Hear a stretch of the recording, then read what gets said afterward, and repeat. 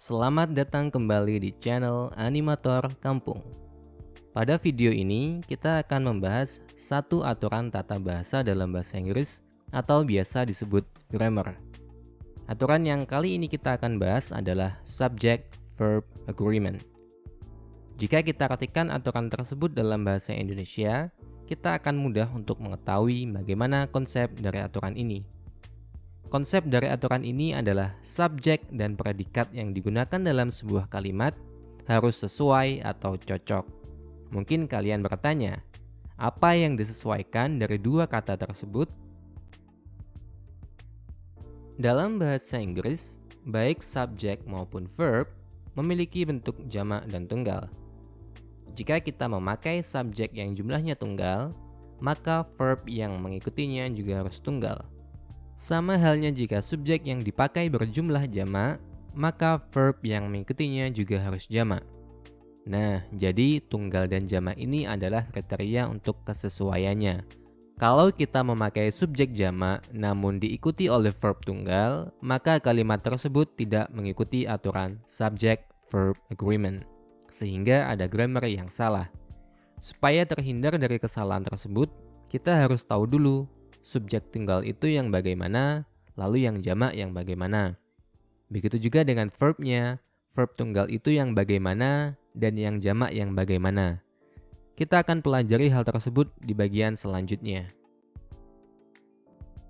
Dalam bahasa Inggris, subjek terbagi menjadi 7. I, he, she, it, you, they, dan we. I berarti saya dan memiliki jumlah tunggal. He berarti dia dengan jenis kelamin laki-laki dan memiliki jumlah tunggal. She berarti dia perempuan dan memiliki jumlah tunggal. It merupakan kata ganti benda untuk yang jumlahnya 1. Otomatis ini termasuk tunggal juga. You berarti kamu, memiliki jumlah tunggal. Tapi you ini juga bisa berarti kalian jika yang diajak bicara jumlahnya banyak. Jadi you ini bisa tunggal dan jamak. Lalu ada they, berarti mereka, bisa digunakan untuk menggantikan orang maupun benda yang jumlahnya lebih dari 1. Dan yang terakhir ada we, atau kita, dan memiliki jumlah jamak. Sayangnya kita tidak bisa menggunakan patokan ini untuk aturan subject-verb agreement, karena ada exception atau pengecualian. Subjek dalam bahasa Inggris yang dianggap tunggal dalam kaitan subject-verb agreement hanya he, she, dan it saja. Sementara I dan you, meskipun kedua subjek tersebut tunggal kalau dilihat dari jumlahnya, mereka tetap memakai aturan subjek jamak. Jadi kalian harus ingat pengecualian ini baik-baik. Setelah mengetahui subjek tunggal dan jamak, kita beralih ke pembahasan verb tunggal dan jamak. Namun sebelum itu, kita harus mengetahui terlebih dahulu macam-macam verb atau kata kerja ada apa saja. Verb dalam bahasa Inggris dibagi menjadi 2 macam, yaitu main verb atau kata kerja utama dan auxiliary verb atau kata kerja bantu. Kata kerja utama merupakan kata yang menunjukkan aktivitas yang dilakukan subjek, baik aktivitas fisik seperti walk, talk, swim, go, dan play, maupun aktivitas non-fisik seperti remember, wish, forget, dan miss. Jika kalimat memiliki verb jenis ini, maka kalimat ini dinamakan verbal sentence. Sementara auxiliary verb merupakan kata kerja bantu untuk melengkapi elemen yang harus ada dalam kalimat dalam bahasa Inggris. Jadi di bahasa Inggris ada aturan bahwa setiap kalimat wajib memiliki subjek dan verb. Jika salah satu saja tidak terpenuhi, maka susunan kata tersebut belum sah dianggap sebagai kalimat. Dalam bahasa Indonesia, kita biasa mengatakan, saya seorang murid. Kalau kita cermati, kalimat ini tidak mempunyai kata kerja utama atau main verb. Tidak ada aktivitas yang dilakukan oleh subjek di susunan kata tersebut. Namun, Susunan kata tersebut bisa dianggap sebagai kalimat dalam bahasa Indonesia, tapi tidak untuk bahasa Inggris. Kalau kita artikan, saya seorang murid ke bahasa Inggris, jadinya adalah I a student. I sebagai subjek, a sebagai artikel, dan student sebagai noun atau kata benda. Belum ada verb di situ, sehingga elemen dalam kalimat masih belum lengkap. Oleh sebab itu, kata kerja bantu berupa am diperlukan untuk membantu membentuk kalimat tersebut dengan sempurna. Pembetulannya adalah I am a student. Begitu juga dengan contoh berikutnya. He kind. He merupakan subjek, sementara kind adalah kata sifat. Jadi kalimat ini memerlukan bantuan auxiliary berupa is. He is kind. Contoh berikutnya, we in the class. Susunan kata ini hanya terdiri dari subjek dan adverb of place atau keterangan tempat saja, jadi belum memiliki verb. Pembetulannya adalah we are in the class. Jika kita menemukan kalimat tanpa memiliki main verb, maka kalimat tersebut disebut nominal sentence. Setelah mengetahui macam-macam verb, selanjutnya kita bahas cara untuk menjadikan verb menjadi verb tunggal dan jamak. Kita mulai dulu dari main verb yang dipakai di verbal sentence. Perlu saya informasikan, yang saya bahas di video ini hanya main verb yang dipakai di present tense saja. Sementara untuk continuous dan perfect tense akan saya bahas di video lain. Untuk simple past dan future tense, kita tidak perlu memperhatikan aturan subject-verb agreement karena tidak ada verb jamak dan tunggal di dua tenses tersebut. Cara membuat verb dari verb tunggal ke jamak maupun dari jamak ke tunggal bertolak belakang dengan cara membuat noun atau kata benda dari tunggal ke jamak maupun jamak ke tunggal. Kalau untuk noun, kita menambahkan s atau es di akhir kata untuk membuat kata tersebut menjadi jamak. Contohnya dari kata table yang artinya adalah meja dengan jumlah satu atau tunggal menjadi tables dengan tambahan s di belakang sehingga artinya menjadi meja dengan jumlah lebih dari satu. Sebaliknya untuk verb, kita perlu menambah s atau es di akhir kata untuk membuat verb tersebut menjadi tunggal. Contohnya kata eat atau makan yang masih berkedudukan sebagai verb jamak menjadi eats. Ada tambahan s-nya di belakang sehingga kedudukannya sekarang menjadi verb tunggal. Jadi kita perlu hati-hati untuk merubah verb dari tunggal ke jamak maupun jamak ke tunggal karena sering sekali saya temukan kesalahan yang disebabkan oleh kebiasaan kita dalam merubah noun dari jamak ke tunggal maupun tunggal ke jamak. Sekarang kita ke contoh kalimatnya. He goes to school every day. Karena subjek yang dipakai berupa subjek tunggal yaitu he, maka verb yang mengikuti juga harus tunggal yaitu goes. Go dengan tambahan es di belakangnya. Karena subjek dan verb dari kalimat ini sudah sesuai dari segi tunggal jamaknya, maka kalimat ini sudah betul. Contoh kalimat kedua, they go to school every day. Subjek they merupakan subjek jamak sehingga memerlukan verb jamak juga berupa go tanpa adanya tambahan es. Karena subjek dan verb dari kalimat ini juga sudah sesuai, maka kalimat kedua juga sudah betul. Jangan lupa ada exception atau pengecualian untuk dua subjek ini ya, subjek I dan you. Meskipun keduanya adalah subjek dengan jumlah tunggal, tapi keduanya memakai aturan subjek jamak. Yang benar adalah I study English with my brother, bukan I studies English with my brother.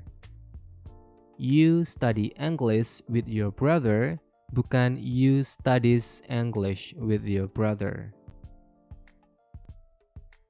Jika kalian amati, ada verb yang cukup ditambah s saja, namun ada juga verb yang memerlukan tambahan es. Apa sih patokannya? Kapan harus ditambah s dan kapan harus ditambah is? Untuk verb dengan akhiran s, o, ch, sh, x, dan z, maka kita perlu menambahkan is di akhir verb. Contohnya, untuk kata berakhiran s, dari miss menjadi misses. Untuk kata berakhiran o, dari go menjadi goes. Untuk kata berakhiran ch, dari launch menjadi launches. Untuk kata berakhiran sh, dari finish menjadi finishes.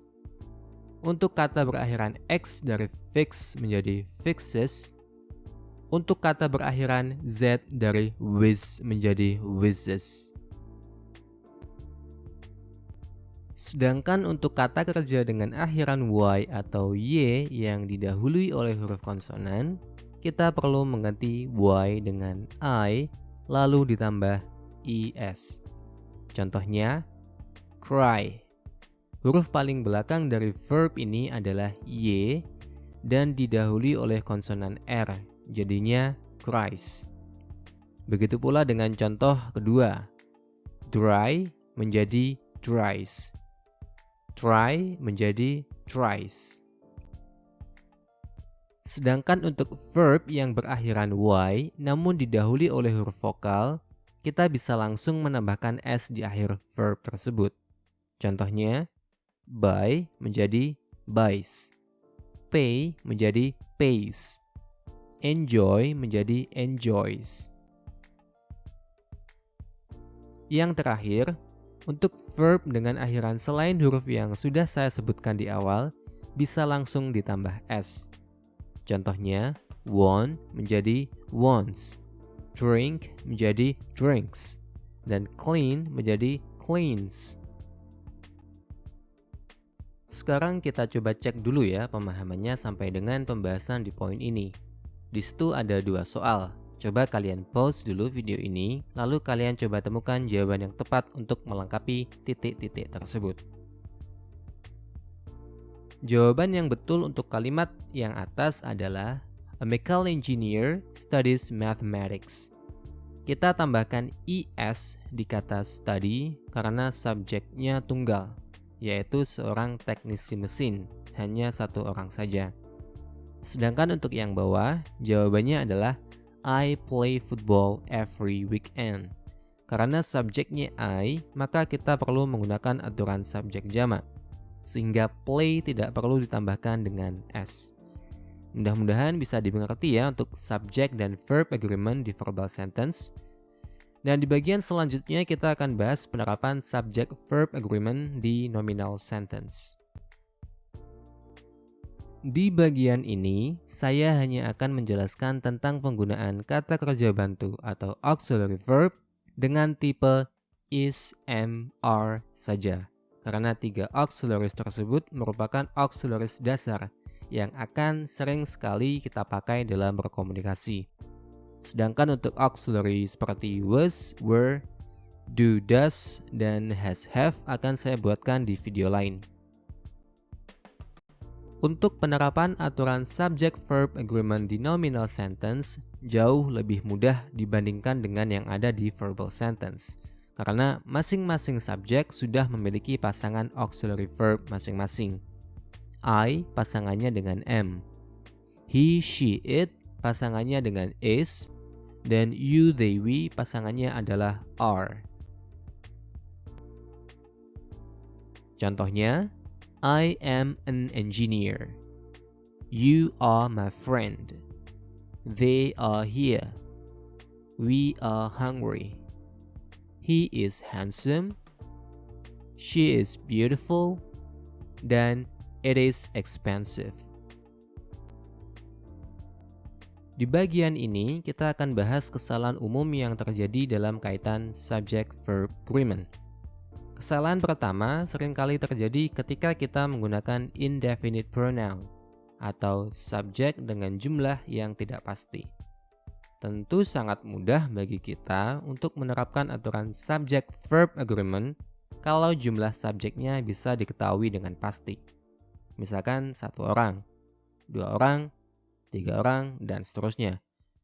Namun, hal ini akan menjadi lebih sulit ketika jumlahnya tidak jelas. Misalkan, setiap orang, semua orang, beberapa orang yang angka pastinya tidak diketahui.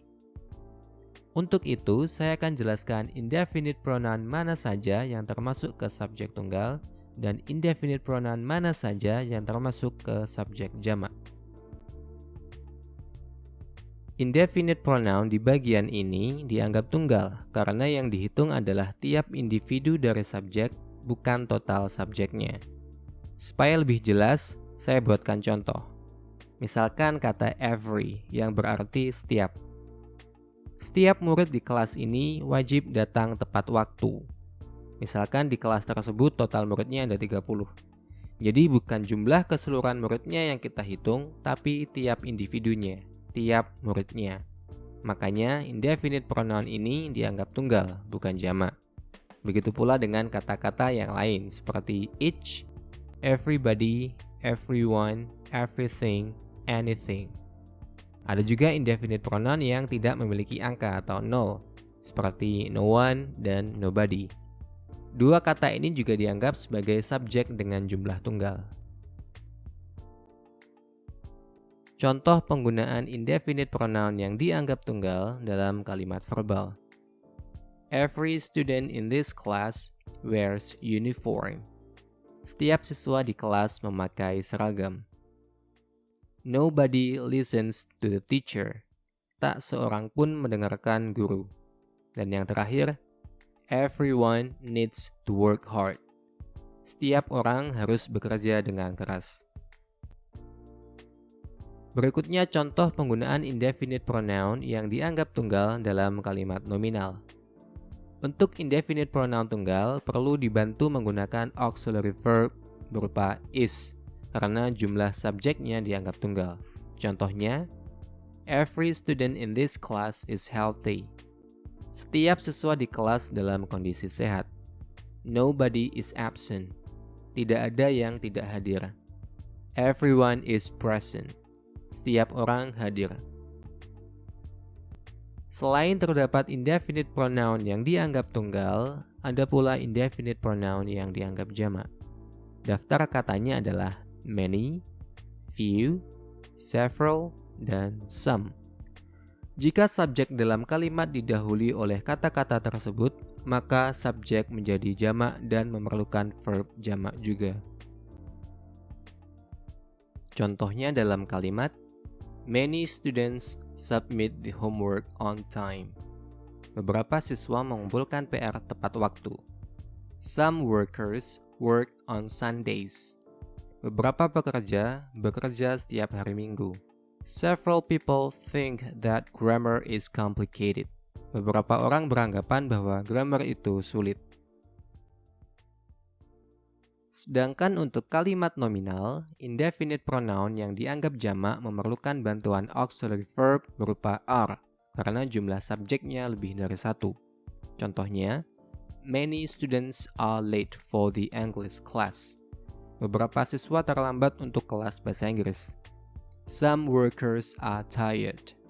Beberapa pekerja kelelahan. Several people are not in their room. Beberapa orang tidak berada di ruangan mereka. Untuk cek pemahaman tentang indefinite pronoun tunggal dan jamak di verbal sentence, coba kalian pause dulu video ini, kemudian coba kalian jawab dua pertanyaan berikut. Untuk soal pertama, jawabannya adalah everything becomes important in this life. Become mendapatkan tambahan s karena everything termasuk ke indefinite pronoun tunggal. Sementara soal kedua, jawabannya adalah some children go to school by bicycle. Verb go tidak mendapatkan tambahan s maupun es karena terdapat indefinite pronoun jamak, some, yang memiliki arti beberapa. Jadi verb yang dipakai juga verb jamak. Sekarang coba kalian pause untuk menjawab indefinite pronoun tunggal dan jamak di nominal sentence. Untuk soal pertama, jawabannya adalah every soldier is brave. Auxiliary yang dipakai adalah is, karena yang dimaksud di kalimat tersebut adalah setiap individu dari tentara. Sementara untuk soal kedua, jawabannya adalah some children are funny. Auxiliary are digunakan karena subjek yang dipakai adalah jamak yang ditunjukkan oleh indefinite pronoun jamak berupa some. Kesalahan kedua kerap kali terjadi ketika kita menggunakan compound subjects yang dihubungkan oleh kata hubung and. Compound subjects atau subjek manjemuk maksudnya adalah dua subjek atau lebih yang digabungkan. Misalkan, saya dan ayah saya pergi memancing. Subjek saya dan ayah saya merupakan compound subjects karena terdiri dari lebih dari satu subjek yang digabung. Untuk compound subject yang dihubungkan dengan kata hubung and selalu dianggap sebagai subjek jamak. Oleh sebab itu, verb yang mengikuti juga harus jamak. Contohnya, my mom and dad really love me. Ibu dan ayahku sangat menyayangiku. Ibu di situ merupakan subjek pertama, dan ayah merupakan subjek kedua. Ketika dua subjek tersebut digabung, sebenarnya kita bisa menggantinya dengan they. Itulah alasan mengapa compound subjects yang dihubungkan dengan and selalu dianggap jamak. Sementara contoh untuk nominal sentence, my book and pen are in the bag. Buku dan penku ada di dalam tas. Untuk kalimat nominal di kalimat tersebut, kita perlu menggunakan auxiliary are karena subjeknya jamak.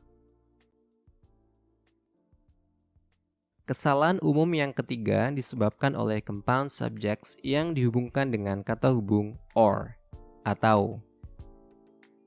Berbeda dengan compound subject yang dihubungkan dengan and, compound subject yang dihubungkan dengan or selalu dianggap tunggal. Contohnya, my mom or dad comes. Ibu atau ayahku datang. Di kalimat ini, misalkan kita sedang berada di dalam rumah, lalu terdengar suara motor masuk ke garasi.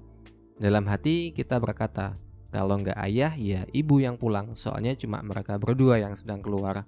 Intinya cuma satu dari dua orang tersebut yang akan datang, makanya subjeknya dianggap tunggal. Contoh berikutnya untuk kalimat nominal, Johan or Budi is qualified for this duty. Johan atau Budi yang layak untuk tanggung jawab ini. Untuk kalimat ini, misalkan Johan dan Budi sedang diajukan sebagai pemimpin untuk sebuah proyek dan mereka dipilih oleh para anggota. Dari pemilihan tersebut hanya akan ada satu yang terpilih, kalau nggak Johan ya Budi. Makanya subjeknya dianggap tunggal dan memerlukan auxiliary is, karena kalimatnya adalah kalimat nominal.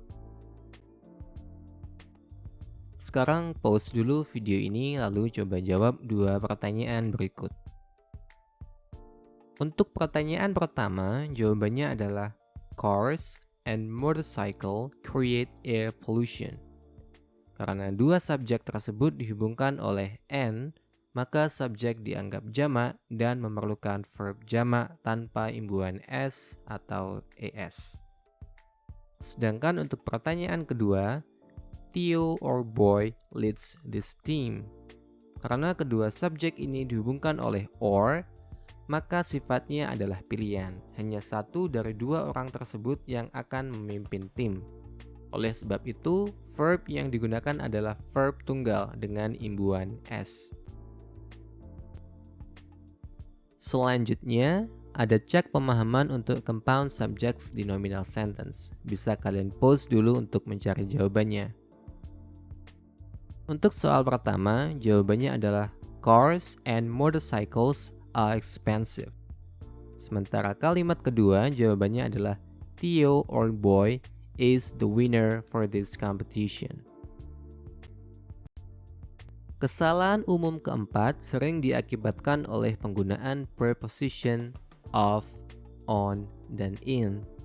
Perlu kalian ingat, kata maupun frasa yang berawal dengan of, on, in yang mengikuti subjek tidak mempengaruhi jumlah subjek. Saya ulangi, kata maupun frasa yang berawalan dengan of, on, in yang mengikuti subjek tidak mempengaruhi jumlah subjek. Misalkan, 2 cups of tea are on the table. 2 botol teh ada di atas meja. Yang dijadikan patokan jamak atau tunggalnya adalah subjek sebelum preposition, yaitu 2 cups, 2 botol, bukan jumlah air tehnya. Contoh berikutnya, the students in the classroom listen to the teacher attentively. Murid-murid di dalam kelas mendengarkan gurunya dengan seksama. Yang dijadikan patokan jumlah subjek adalah sebelum preposition in, yaitu the students, murid-muridnya, bukan jumlah kelasnya. Yang terakhir, all proposals on the project are approved. Semua proposal di proyek tersebut disetujui. Yang dijadikan patokan subjeknya adalah sebelum preposition on, yaitu all proposals, semua proposal, bukan jumlah proyeknya. Kalian bisa pause bagian ini untuk uji pemahaman dengan menjawab 2 soal berikut. Soal pertama jawabannya adalah one student of the team members are so brilliant. Sementara jawaban kedua, 2 football players in FC Barcelona play very well. Kesalahan terakhir yang kerap kali menyebabkan kesalahan subject-verb agreement adalah penggunaan modal auxiliary. Modal auxiliary ini terdiri dari can, yang berarti dapat atau bisa, may, mungkin, will, akan, should, harus, dan must, yang juga memiliki arti harus tapi harusnya di sini lebih kuat dari should. Untuk kalimat yang memiliki modal auxiliary, verb yang mengikutinya selalu tanpa s atau es atau verb jamak. Contohnya, she can speak English, bukan she can speaks English. The train may arrive in 20 minutes, bukan the train may arrives in 20 minutes. He will play football tomorrow, bukan he will plays football tomorrow. Dini should attend the class on time, bukan Dini should attends the class on time. Theo must wake up earlier, bukan Theo must wakes up earlier.